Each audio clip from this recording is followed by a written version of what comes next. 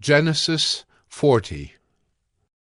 Sometime after this, the cupbearer of the king of Egypt and his baker committed an offense against their lord, the king of Egypt. And Pharaoh was angry with his two officers, the chief cupbearer and the chief baker, and he put them in custody in the house of the captain of the guard, in the prison where Joseph was confined. The captain of the guard appointed Joseph to be with them, and he attended them. They continued for some time in custody, and one night they both dreamed, the cupbearer and the baker of the king of Egypt, who were confined in the prison, each his own dream, and each dream with its own interpretation. When Joseph came to them in the morning, he saw that they were troubled.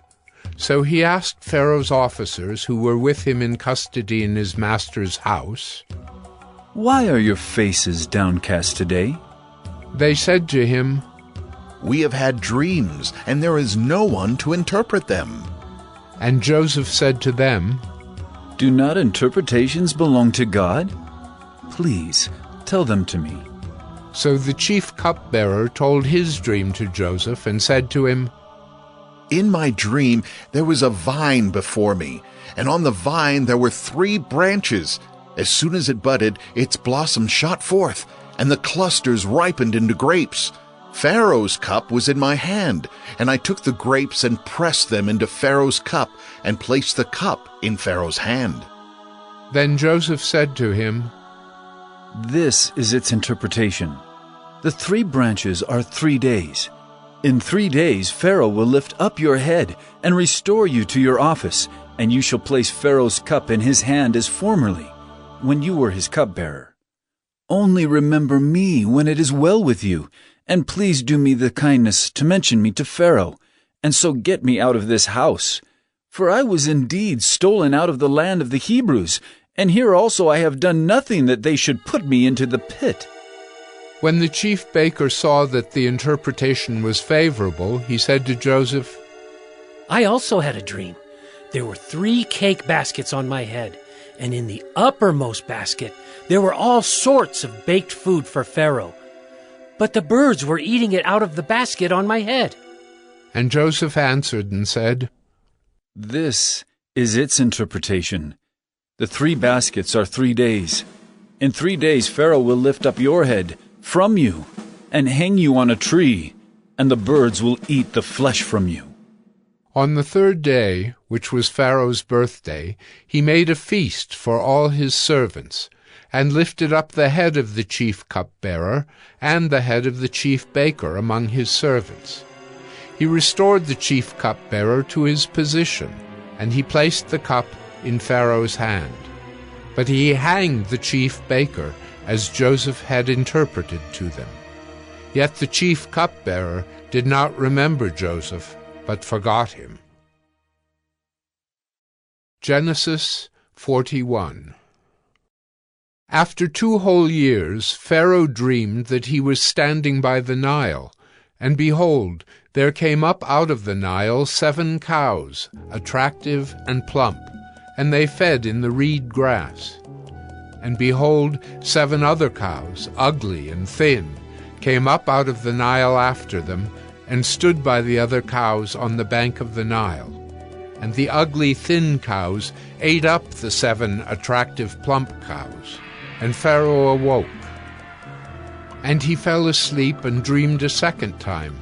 And behold, 7 ears of grain, plump and good, were growing on one stalk. And behold, after them sprouted 7 ears, thin, and blighted by the east wind. And the thin ears swallowed up the 7 plump, full ears. And Pharaoh awoke, and behold, it was a dream. So in the morning his spirit was troubled, and he sent and called for all the magicians of Egypt and all its wise men. Pharaoh told them his dreams, but there was none who could interpret them to Pharaoh. Then the chief cupbearer said to Pharaoh, "I remember my offenses today, when Pharaoh was angry with his servants and put me and the chief baker in custody in the house of the captain of the guard. We dreamed on the same night, he and I, each having a dream with its own interpretation. A young Hebrew was there with us, a servant of the captain of the guard. When we told him, he interpreted our dreams to us, giving an interpretation to each man according to his dream. And as he interpreted to us, so it came about. I was restored to my office, and the baker was hanged." Then Pharaoh sent and called Joseph, and they quickly brought him out of the pit. And when he had shaved himself and changed his clothes, he came in before Pharaoh. And Pharaoh said to Joseph, "I have had a dream, and there is no one who can interpret it. I have heard it said of you that when you hear a dream, you can interpret it." Joseph answered Pharaoh, It is not in me. God will give Pharaoh a favorable answer. Then Pharaoh said to Joseph, "Behold, in my dream I was standing on the banks of the Nile. 7 cows, plump and attractive, came up out of the Nile and fed in the reed grass. 7 other cows came up after them, poor and very ugly and thin, such as I had never seen in all the land of Egypt. And the thin, ugly cows ate up the first 7 plump cows. But when they had eaten them, no one would have known that they had eaten them, for they were still as ugly as at the beginning. Then I awoke. I also saw in my dream 7 ears growing on one stalk, full and good. 7 ears, withered, thin, and blighted by the east wind, sprouted after them. And the thin ears swallowed up the 7 good ears. And I told it to the magicians, but there was no one who could explain it to me." Then Joseph said to Pharaoh, The dreams of Pharaoh are one. God has revealed to Pharaoh what he is about to do. The 7 good cows are 7 years, and the 7 good ears are 7 years. The dreams are one. The 7 lean and ugly cows that came up after them are 7 years, and the 7 empty ears blighted by the east wind are also 7 years of famine. It is as I told Pharaoh. God has shown to Pharaoh what he is about to do. There will come 7 years of great plenty throughout all the land of Egypt. But after them there will arise 7 years of famine, and all the plenty will be forgotten in the land of Egypt. The famine will consume the land, and the plenty will be unknown in the land by reason of the famine that will follow, for it will be very severe. And the doubling of Pharaoh's dream means that the thing is fixed by God, and God will shortly bring it about. Now, therefore, let Pharaoh select a discerning and wise man, and set him over the land of Egypt. Let Pharaoh proceed to appoint overseers over the land and take 1/5 of the produce of the land of Egypt during the 7 plentiful years. And let them gather all the food of these good years that are coming, and store up grain under the authority of Pharaoh for food in the cities, and let them keep it. That food shall be a reserve for the land against the 7 years of famine that are to occur in the land of Egypt, so that the land may not perish through the famine. This proposal pleased Pharaoh and all his servants. And Pharaoh said to his servants, "Can we find a man like this, in whom is the Spirit of God?" Then Pharaoh said to Joseph, "Since God has shown you all this, there is none so discerning and wise as you are. You shall be over my house, and all my people shall order themselves as you command. Only as regards the throne will I be greater than you." And Pharaoh said to Joseph, "See, I have set you over all the land of Egypt." Then Pharaoh took his signet ring from his hand and put it on Joseph's hand, and clothed him in garments of fine linen, and put a gold chain about his neck. And he made him ride in his 2nd chariot, and they called out before him, "Bow the knee!" Thus he set him over all the land of Egypt. Moreover, Pharaoh said to Joseph, "I am Pharaoh, and without your consent no one shall lift up hand or foot in all the land of Egypt." And Pharaoh called Joseph's name Zaphanath-Paneah, and he gave him in marriage Asenath, the daughter of Potiphera, priest of On. So Joseph went out over the land of Egypt.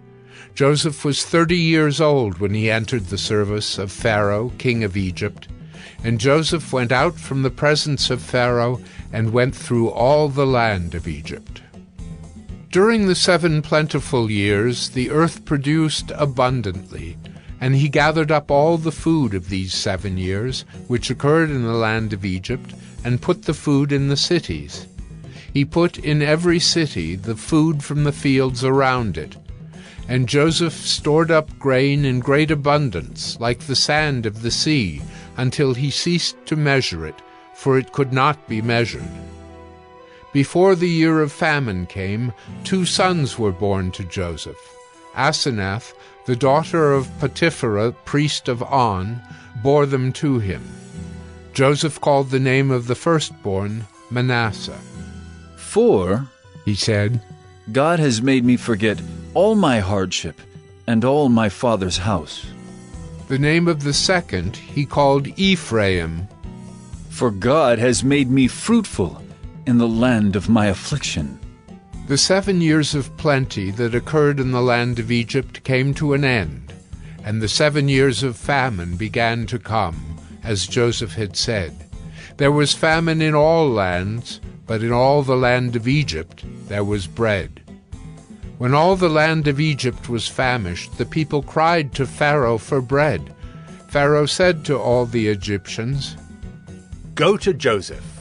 What he says to you, do. So when the famine had spread over all the land, Joseph opened all the storehouses and sold to the Egyptians, for the famine was severe in the land of Egypt. Moreover, all the earth came to Egypt to Joseph to buy grain, because the famine was severe over all the earth. Genesis 42. When Jacob learned that there was grain for sale in Egypt, he said to his sons, Why do you look at one another? And he said, Behold, I have heard that there is grain for sale in Egypt. Go down and buy grain for us there, that we may live and not die. So 10 of Joseph's brothers went down to buy grain in Egypt. But Jacob did not send Benjamin, Joseph's brother, with his brothers, for he feared that harm might happen to him. Thus the sons of Israel came to buy among the others who came, for the famine was in the land of Canaan. Now Joseph was governor over the land. He was the one who sold to all the people of the land. And Joseph's brothers came and bowed themselves before him with their faces to the ground. Joseph saw his brothers and recognized them, but he treated them like strangers and spoke roughly to them. Where do you come from? He said. They said, From the land of Canaan, to buy food. And Joseph recognized his brothers, but they did not recognize him. And Joseph remembered the dreams that he had dreamed of them. And he said to them, You are spies. You have come to see the nakedness of the land. They said to him, No, my lord, your servants have come to buy food. We are all sons of one man. We are honest men. Your servants have never been spies. He said to them, No, it is the nakedness of the land that you have come to see. And they said, We, your servants, are 12 brothers, the sons of one man in the land of Canaan. And behold, the youngest is this day with our father, and one is no more. But Joseph said to them, It is as I said to you. You are spies. By this you shall be tested. By the life of Pharaoh, you shall not go from this place unless your youngest brother comes here. Send one of you, and let him bring your brother, while you remain confined, that your words may be tested, whether there is truth in you, or else, by the life of Pharaoh, surely you are spies. And he put them all together in custody for 3 days. On the 3rd day Joseph said to them, Do this, and you will live, for I fear God. If you are honest men, Let one of your brothers remain confined, where you are in custody, and let the rest go and carry grain for the famine of your households. And bring your youngest brother to me, so your words will be verified, and you shall not die." And they did so. Then they said to one another, In truth, we are guilty concerning our brother, in that we saw the distress of his soul when he begged us and we did not listen. That is why this distress has come upon us. And Reuben answered them, Did I not tell you not to sin against the boy? But you did not listen. So now there comes a reckoning for his blood. They did not know that Joseph understood them, for there was an interpreter between them. Then he turned away from them and wept. And he returned to them and spoke to them. And he took Simeon from them and bound him before their eyes. And Joseph gave orders to fill their bags with grain, and to replace every man's money in his sack, and to give them provisions for the journey. This was done for them. Then they loaded their donkeys with their grain and departed. And as one of them opened his sack to give his donkey fodder at the lodging place, he saw his money in the mouth of his sack. He said to his brothers, My money has been put back. Here it is in the mouth of my sack.